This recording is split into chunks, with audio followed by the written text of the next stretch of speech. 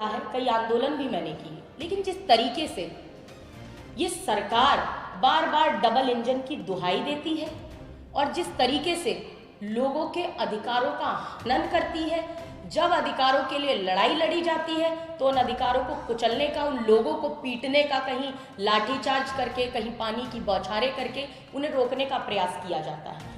मुझे लगता है मध्य प्रदेश की सरकार भ्रष्ट सरकार तो है ही, घोटालेबाज सरकार तो है ही, मगर जिस डबल इंजन की सरकार की बार बार बात की जाती है, ये सरकार मोदी मामा के डबल इंजन की सरकार महाझूठी और महाजुमलेबाज सरकार है।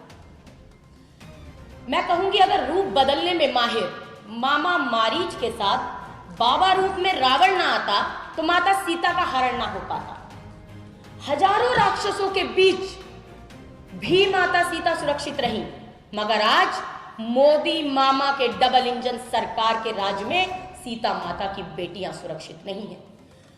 आए दिन नहीं कहूंगी, मैं कहूंगी हर रोज एक बलात्कार की घटना हमारे सामने आती है, किसी बेटी से दुष्कर्म की घटना हमारे सामने आती है।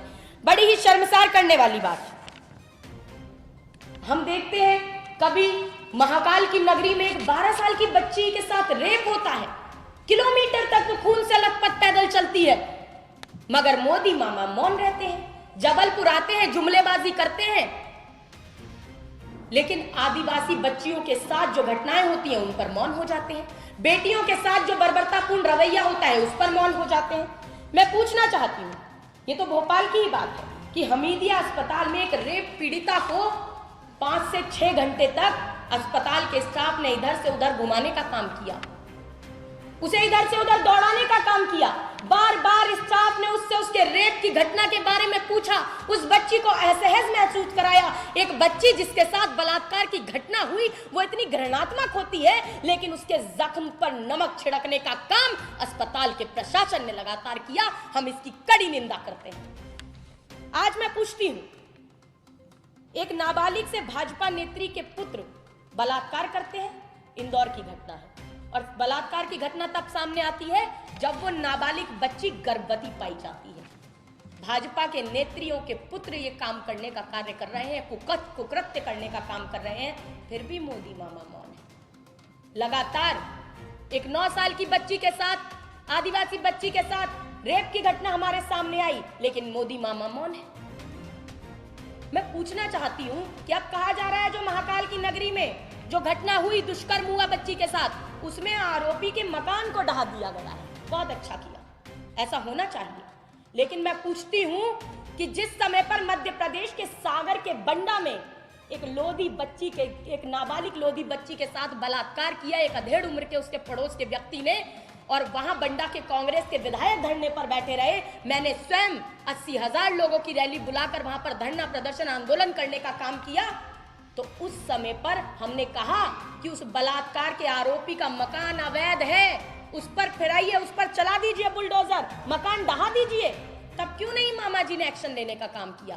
सच्चाई ये है कि जब कांग्रेस पार्टी मुद्दे को उठा देती है और जब मीडिया में वो मुद्दा आ जाता है, जब मामा जी से सवाल पूछा जाता है कि आप मामा की नहीं, आप तो कंस मामा की भूमिका निभा रहे हो, तब मामा जी घबरा जाते हैं।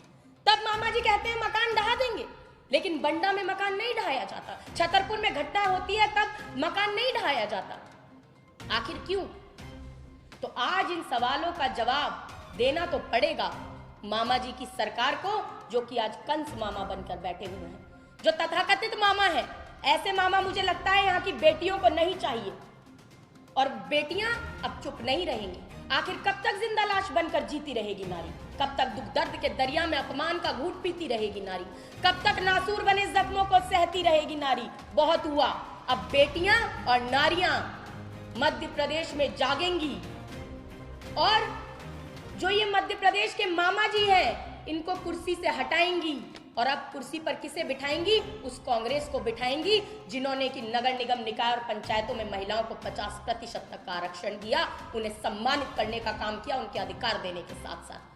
जिस कांग्रेस पार्टी ने देश को प्रथम महिला प्रधानमंत्री, प्रथम महिला राष्ट्रपति, प्रथम महिला दलित लोकसभा स्पीकर, देश के सबसे बड़े सूबे उत्तर प्रदेश को प्रथम महिला मुख्यमंत्री, देश के सबसे बड़े सूबे को प्रथम महिला राज्यपाल देने का काम किया, उस कांग्रेस पार्टी को अब मध्य प्रदेश की बेटियां और महिलाएं जिताने का काम करेंगी और कुर्सी पर बिठाने का काम करेंगी, क्योंकि कांग्रेस पार्टी मात्र सम्मान की बात नहीं करती, मात्र अधिकार की बात नहीं करती, बल्कि उन अधिकारों को, उन सम्मानों को उन तक पहुंचाने का काम कांग्रेस पार्टी लगातार करती रही है।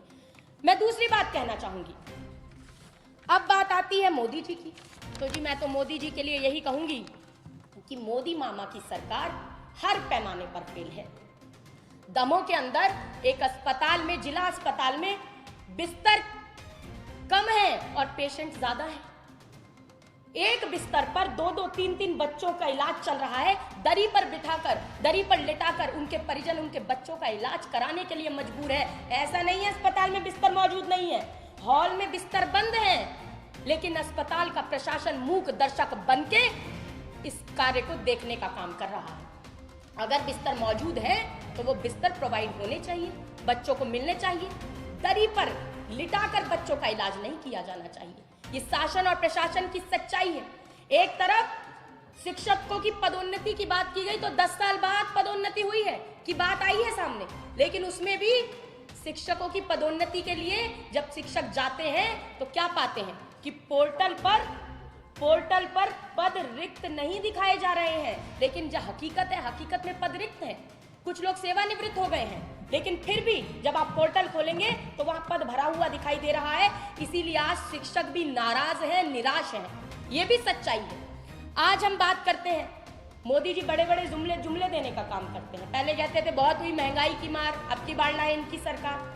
मैं कहती हूँ या तो आदरणीय मोदी जी की 75 मध्य प्रदेश के अंदर महिलाओं और बच्चियों के साथ दुराचार, व्यभिचार, अनाचार जैसी घटनाएं सामने आ रही हैं। बड़ी ही निंदनीय बात है, लेकिन मोदी मामा दोनों चुप हो जाते हैं। तथाकथित मामा जी अपने आप को मामा जी बताते हैं, लेकिन कंस मामा की भूमिका निभाते हैं। और दूसरी बात यह कि लगातार जिस तरीके से मध्य प्रदेश के अंदर भ्रष्टाचार पर बात की जाती है, घोटालों की सरकार है। और आज से नहीं, पहले से डंपर घोटाला, दवाई घोटाला, पटवारी घोटाला, पेपर लीक घोटाला, कौन कौन से घोटाले गिनाए। ये तो मध्य प्रदेश के इतिहास में शिवराज सिंह चौहान जी ऐसे पहले मुख्यमंत्री हैं जिनके ऊपर स्वयं लोकायुक्त ने भ्रष्टाचार के खिलाफ FIR दर्ज करने का निर्देश दिलाया था। इनके राष्ट्रीय अध्यक्ष सरेआम टीवी पर हरे हरे नोटों के बंडलों की रिश्वत लेते हुए पकड़े गए थे।